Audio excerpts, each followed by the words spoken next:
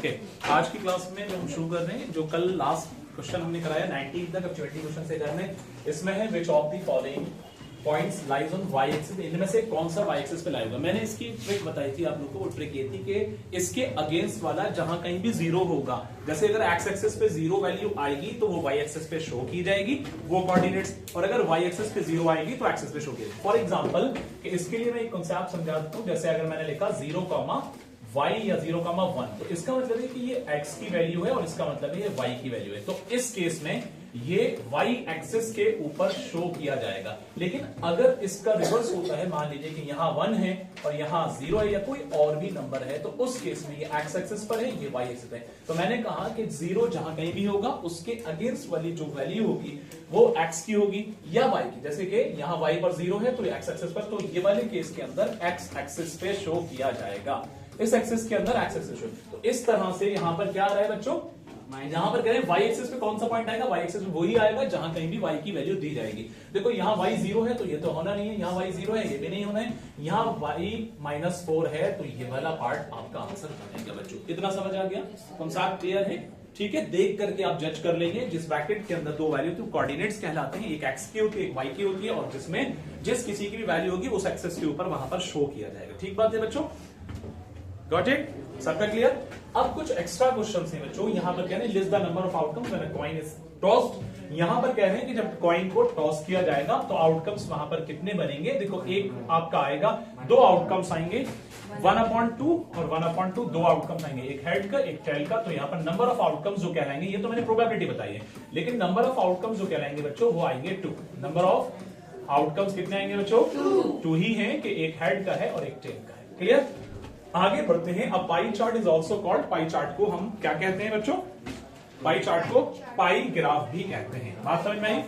Pie chart को पाई graph भी कहते हैं, और इसका एक नाम और है कि जो सर्कुलर ग्राफ के नाम से भी जाना जाता है, याद रखना। नेक्स्ट आपका आता है in a pie chart the total sum of all central angle must be. Pie chart के अंदर टोटल एंगल का जो सम होता है, टोटल एंगल का जो सम होता है वो होता है 360 डिग्री, ये याद रखना। The marks obtained in mathematics by 40 students of a class in an examination are 3, 20, 13, 1, 21, 13, 3, 23, 16, 13, 5, 24। इस तरह से यहां तक आपको टोटल ये मार्क्स दे रखे हैं, कितने? 40 स्टूडेंट्स के। अब 40 स्टूडेंट्स के जो मार्क्स आपको दे रखे हैं, किसी के 3 है, किसी के 20 है, किसी के 13 है, ये अलग अलग मार्क्स का आपको पूरा दे रखा है, जैसा कि आप लोग देख रहे हैं। अब ये मार्क्स, इसमें आगे क्वेश्चन और देखते हैं फर्दर। इसमें कहा गया है, जैसे मैंने मार्क्स आपको शो किए, present the data in the form of the group frequency distribution using class interval of equal size, one of the class interval being 5 to 10। आपको एक टेबल बनाना है, वैसे ये सब्जेक्टिव टाइप क्वेश्चन है तो ऑब्जेक्टिव नहीं है, तो मैं इसको बता देता हूं ये होगा किस तरह से, आपको मार्क्स देकर। लेकिन ये कहीं ना कहीं इस तरह question entrance point of view से नहीं होता है, कहीं ना कहीं टाइम वेस्ट होगा। तो आप इस क्वेश्चन को सेल्फ देख सकते हैं, क्वेश्चन आपके सामने यहां है। इसके बाद इसके अंदर आपको क्लास इंटरवल होता है, मैं सिर्फ हिंट दे रहा हूं, आप लोग बाकी करेंगे। तो जब आप इसका क्लास इंटरवल बच्चे बनाएंगे तो क्लास इंटरवल 5 to 10 या 0 to 5 कहा था, 5 to 10। तो आप यहां पर लिखेंगे क्लास इंटरवल, ठीक है, 5 to 10, 5 का गैप रखेंगे, 10 to 15, इसी तरह से 15 to 20, इसी तरह से 20 to 25, और इस तरह से 25 to 30 और 30 to 35, ऐसे करके चलेगा। अब हाईएस्ट आपको देखना है मार्क्स कहां तक पहुंच रहे हैं, उस हिसाब से क्लास इंटरवल आपको कवर कर लेना है। तो ये हाईएस्ट मुझे लगता है 24 है ना, तो 24 हाईएस्ट है, तो 25 तक आपका कवर हो जाएगा, तो इस हिसाब से इतना ही बनेगा। अब इसके बाद आपको क्या करना है, यहां पर क्लास इंटरवल के बाद 5 से 10 के बीच में कितना आ रहा है, तो यहां आपको रखना है बच्चे टैली मार्क्स। क्या करना है? Tally marks. बस मैं थोड़ा सा हिंट दे रहा हूं, बाकी चीज आप खुद यहां पर कर लेंगे। देखो क्या रहेगा टैली मार्क्स। अब टैली मार्क्स 5 से 10 के बीच में कितने बच्चों के मार्क्स है भाई? देखो एक ये हो गया है ना, एक ये हो गया, एक ये हो गया, लेकिन ये एक में आ रहा है। अब जब एक में आ रहा है तो 0 to 5 का भी एक टेबल, एक क्लास इंटरवल हमें बनाना चाहिए। तो मुझे लगता है कि यहां पर इस हिसाब से एक बार फिर से यहां पर देख लेते हैं, क्योंकि 1 यहां पर मुझे दिखा, इसलिए मैंने यहां पर 0 to 5 की बात की बच्चों। तो 0 to 5 ये आपका क्लास इंटरवल यानी मार्क्स का रहेगा, ये आपका टैली मार्क्स रहेगा बच्चों। जब आप देख रहे हैं कि यहां 0 to 5 में जीरोस को छोड़ करके, मतलब 0 को लेकर के 5 को छोड़ना है, यानी 0 to 5 में 0 1 2 3 4 आएगा। तो 1 आ गया बच्चे, 3 आ गया, 2 हो गए, एक और 3 हो गए, उसके बाद 5 को छोड़ा जाएगा, 5 को अगले में दे देगा 3, उसके बाद आगे आते हैं यस 4, आगे आते हैं 5, आगे आते हैं नहीं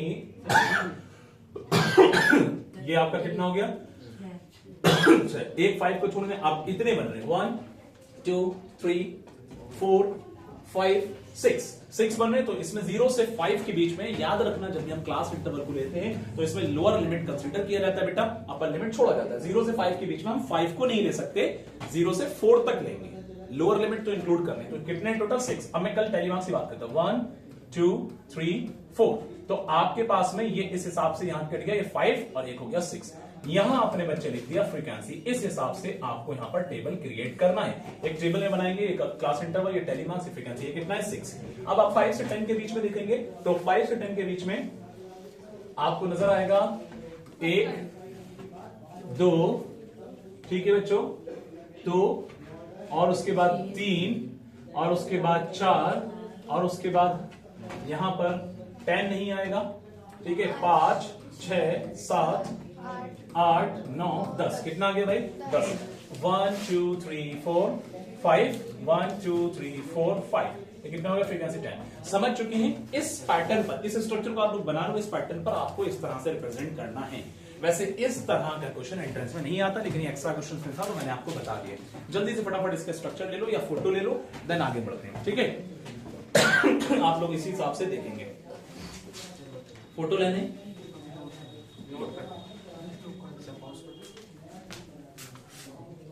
नंबर नेक्स्ट है, read the bar graph and answer the following questions. यहां पर बार ग्राफ को पढ़ना है बच्चे और आंसर आपको देने हैं। तो जब आप देखेंगे यहां आपके पास में जो क्वेश्चन है, in which subject maximum number of students got distinctions, कौन से सब्जेक्ट में ज्यादा से ज्यादा स्टूडेंट्स ने डिस्टिंक्शंस किया है। तो डिस्टिंक्शन का मतलब यह है कि 75% से अबव, जैसे कि आपको हाईएस्ट ये दिख रहा है, नंबर ऑफ स्टूडेंट्स यहाँ है, बाकी आपको ये आपके सब्जेक्ट्स दे रखे हैं अलग अलग, तो आप ये देखेंगे कि सब्जेक्ट कौन सा जा रहा है। असल में इसके अंदर सब्जेक्ट का नाम पूछे लेकिन सब्जेक्ट मेंशन नहीं हो पाया, लेकिन अगर मैं यहाँ पर अलग अपने अकॉर्डिंग रख देता हूँ, अकॉर्डिंगली इस क्वेश्चन के हिसाब से, तो इसको मैं हिंदी कर देता हूँ, इसको मैं उर्दू कर देता हूँ, इसको मैं मैथ्स कर देता हूँ, इसको इंग्लिश और इसको साइंस दे देते हैं, ठीक है, ऐसे समझ लें। तो आपका इस हिसाब से इसका आंसर होगा बच्चों मैथ्स, ठीक है। क्योंकि यहां पर जो डेटा दिख रहा है मेरे ख्याल से ये प्रिंट प्रॉपर्ली या बोर्ड के ऊपर प्रॉपर्ली शो नहीं हो रहा है। In this subject the number of discussion minimum, सबसे कम कितने बच्चों का है, मिनिमम कितना है, तो यहाँ आपको देखना है मिनिमम वाला जो जाएगा।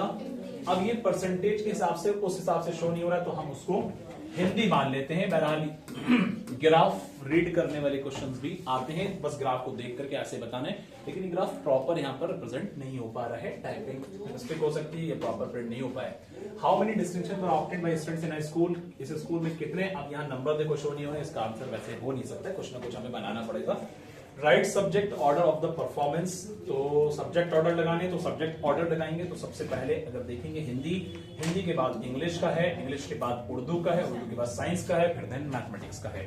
और अगर हम टॉप टू बॉटम देखेंगे तो सबसे पहले मैथ्स आएगा, फिर साइंस आएगा, फिर उर्दू आएगा, फिर इंग्लिश आएगा, देन हिंदी आ जाएगा, इस तरह लगा देंगे, ठीक है। ये क्वेश्चन इस तरह का। अब हम अगले क्वेश्चन की तरफ आएंगे। नेक्स्ट क्वेश्चन बच्चों आपका है, अगर दो डाइस को two dice are thrown find the number of the outcomes. अगर दो डाइस फेंकते हैं तो वहां पर तो नंबर ऑफ आउटकम्स कितना होगा।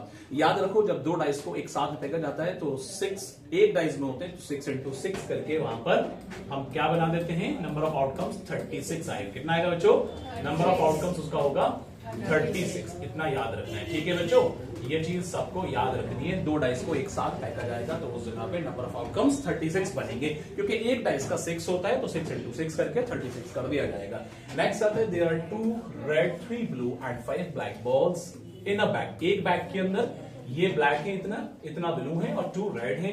A ball is drawn from the bag without looking into the bag, what is the probability of getting non-red ball? Non red ball के आने की प्रोबेबिलिटी बच्चे कितनी होगी। सुबह यहाँ पर नॉन रेड बॉल की बात की गई है, तो नॉन रेड बॉल की जब बात की जा रही है तो इसका मतलब रेड को हटा करके अब ब्लैक, नॉन रेड में कौन कौन से आ जाएंगे?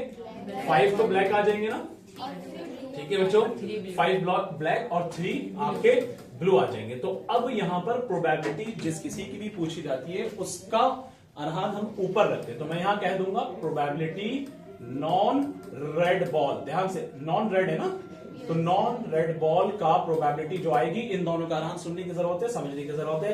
देखो 3 तरह की बॉल है अरहान, मैं बार बार कह रहा हूं, इधर फोकस करो, नोट बाद में करना। अरहान या अरशाद, क्या नाम है आपका?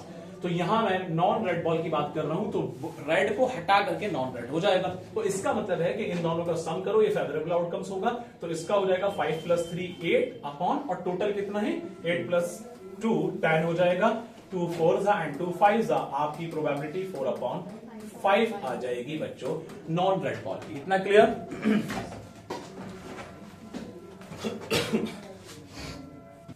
जो 6 नंबर क्वेश्चन है, इसको एक बार मैं रिपीट कर रहा हूं, आपको अगर डाउट है। 6 × 6 36 आउटकम्स। हम एक तरह से ये डाइस का एक फैक्ट है कि जब 2 डाइस एक साथ पैकेज आएंगे तो 6 × 6 कर लिया जाएगा। जब 2 कॉइन एक साथ पैकेज आएंगे तो 1 × 1 किया जाएगा, तो मतलब 2 × 1 किया जाएगा, तो वहां पर 2 हो जाएंगे। उस सैंपल स्पेस निकाला जाता है असल में।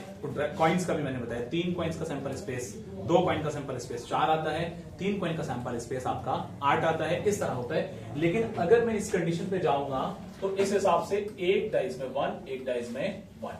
अब दूसरी तरफ आएंगे, एक डाइस में 1 पहले वाले में, दूसरे में 2, तीसरी तरफ आएंगे 1,3 होगा। फिर चौथा देखेंगे, जब चौथी बार पैकेज आएगा 1,4 होगा, पांचवी में पैकेज आएगा 1,5 होगा, छठी बार पैकेज आएगा 1,6 होगा। इस तरह से यहाँ 1 1 एक जगह सब में सेम चल रहा है बाकी।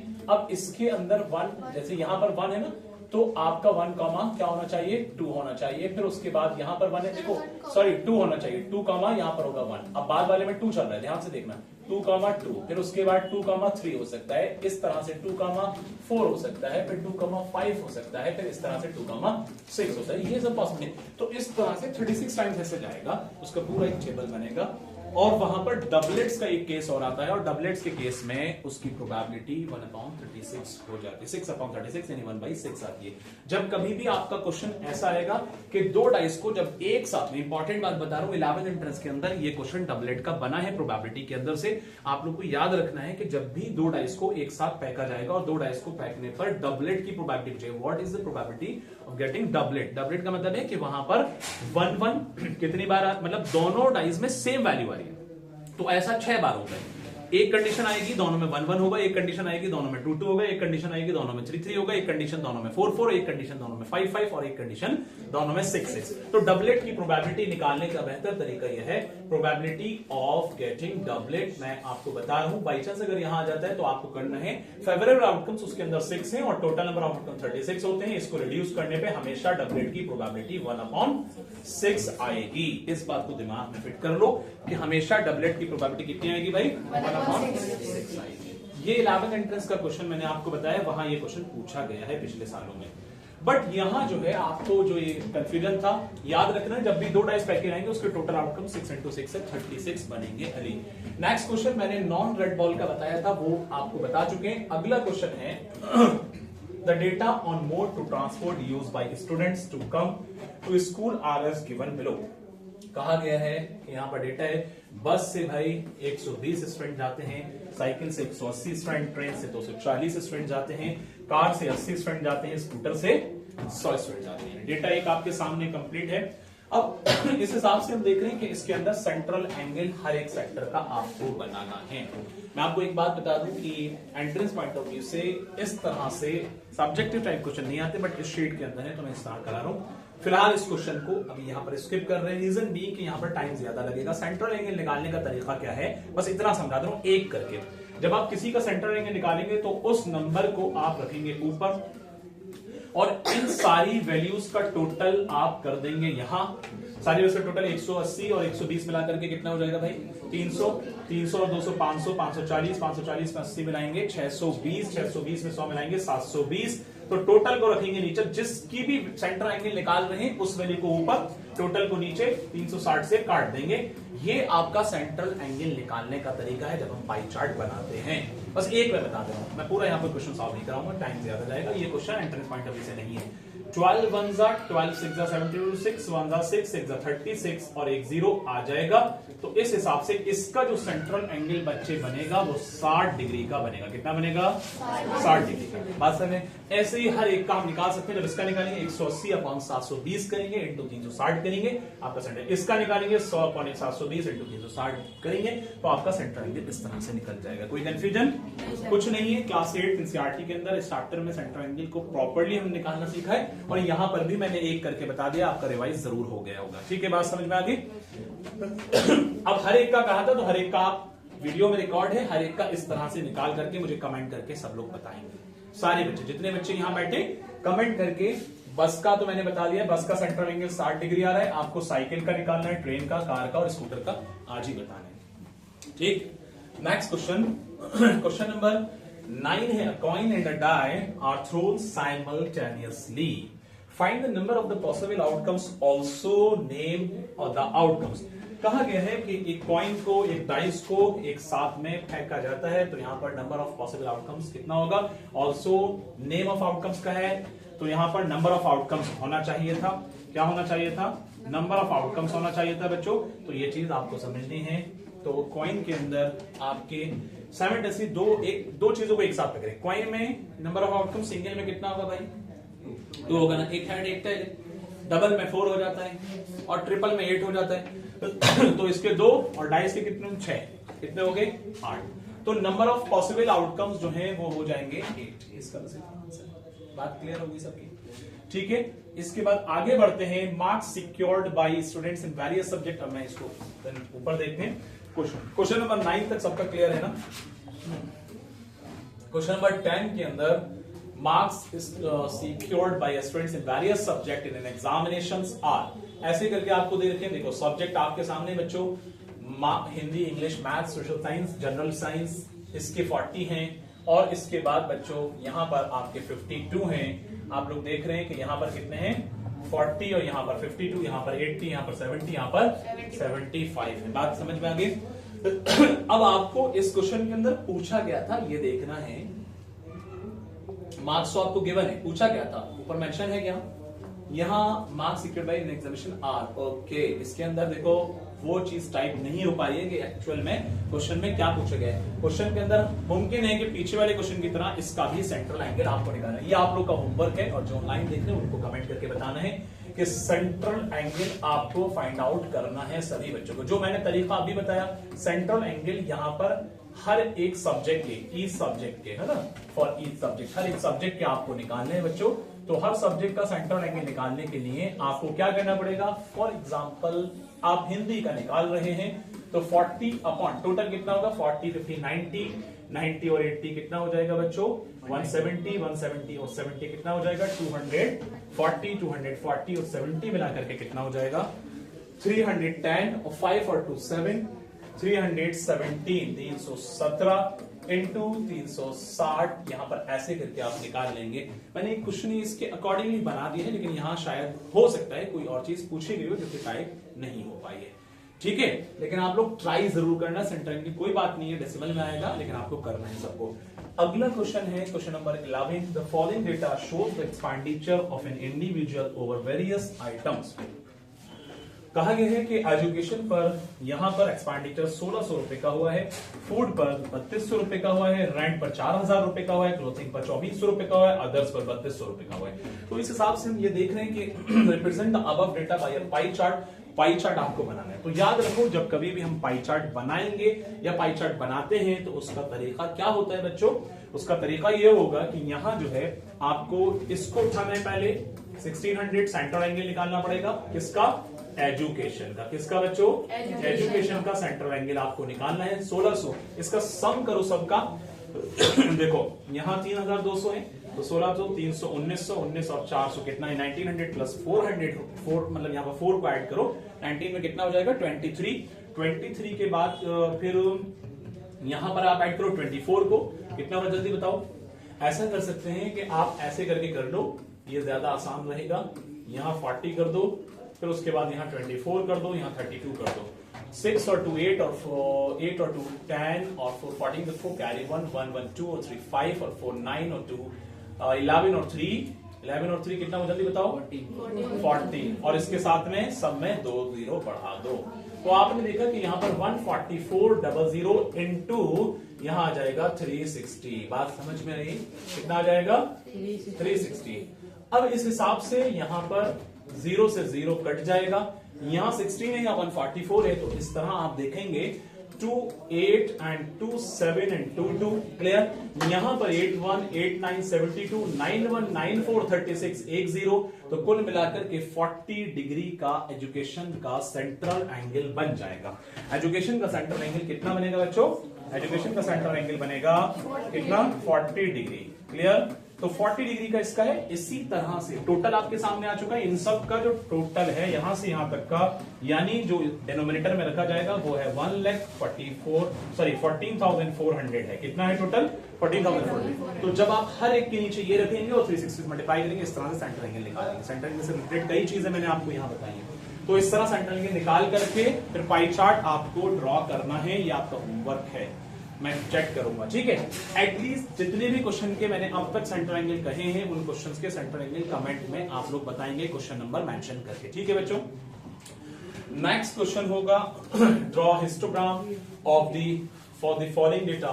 क्लास इंटरवल आपके सामने 10 to 20, 20 to 30, 30 to 40, 40 to 50 and up to 60 to 70 तक आपको दे रखा है, जिसके अंदर फ्रीक्वेंसी आपके सामने 5 है, 10 है, 7 है, 9 है, 12 है, 13 है। तो इस तरह से हम ये देख रहे हैं कि यहां आपको बनाना हिस्टोग्राम। याद रखो, हिस्टोग्राम जब भी बनता है बच्चों कॉन्टिन्यूअस सीरीज पे बनता है।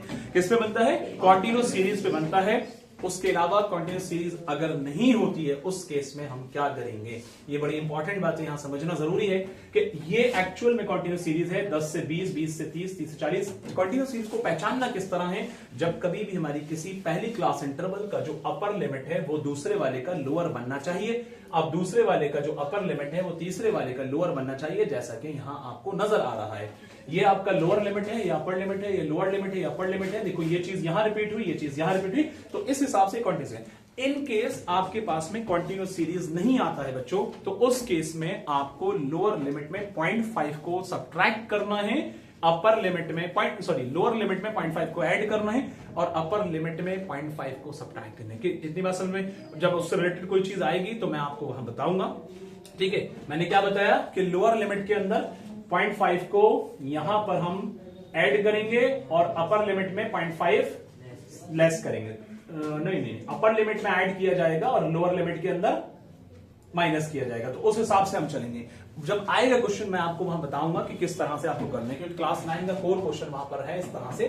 तो हिस्टोग्राम बनाने के लिए डेटा आपके सामने है, आप इसको सेल्फ करेंगे, हिस्टोग्राम बनाएंगे अपनी नोटबुक के अंदर, मैं चेक करूंगा। ठीक है, नेक्स्ट क्वेश्चन, ये भी सेम पैटर्न पर क्वेश्चन है, इसके अंदर भी वैसे ही करना है, यहां पर भी हिस्टोग्राम बनाना है। याद रखो, जब कभी भी हिस्टोग्राम के बनाने के बाद फ्रीक्वेंसी पॉलीगन या फ्रीक्वेंसी कर्व आपसे पूछा जाता है, उस केस में आप जो उसके रेक्टेंगल्स आते हैं, किसके? हिस्टोग्राम के जो रेक्टेंगल आते हैं उसके मिड वैल्यू को आप फ्री हैंड से जब ड्रॉ करेंगे वो कहलाएगा फ्रीक्वेंसी कर्व। जब आप स्केल या रूलर की हेल्प से जब आप करेंगे तो वो कहलाएगा फ्रीक्वेंसी पॉलीगन। बात समझ में आ गई? इतना माइनर फर्क है, आप लोग को याद रखना है, ये जो छोटी छोटी चीजें रिलेटेड मैंने बताई। नेक्स्ट क्वेश्चन है the sum of all central angles in a pie chart. Pie chart के अंदर सभी सेंट्रल एंगल का सम कितना होता है भाई? 360 डिग्री होता है, यानी इसका आंसर होगा बच्चे 360 डिग्री।